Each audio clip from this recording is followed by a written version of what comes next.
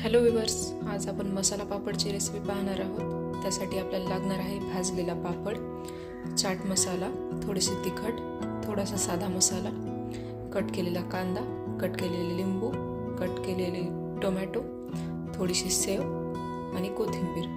तर चला सुरू करूया मसाला पापड तयार करण्यास।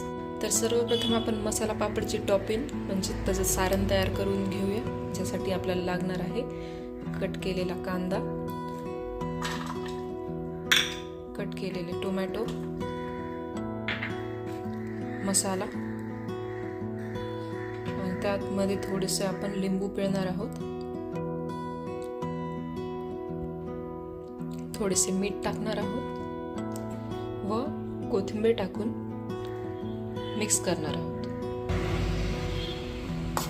तर आपले सारण तयार झालेले आहे। हे सारण आपण आपल्या पापडावर स्प्रेड करणार आहोत। तर सारण आपण छानपैकी पापडावर स्प्रेड केलेले आहे। त्यानंतर आपण शेव टाकणार आहोत।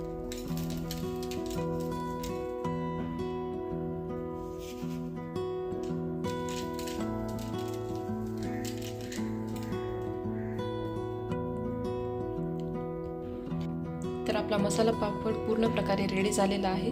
तर जरूर ही रेसिपी एकदा घरी ट्राय करा आणि त्याचा स्वाद घ्या।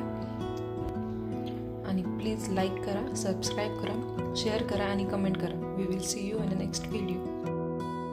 बात करते कोई प्यार नहीं करता मुझे, लगता बिल्लू उदास हो गया। बिल्लू, तुम तो मेरी जान हो बिल्लू। हाँ बोलो मोची।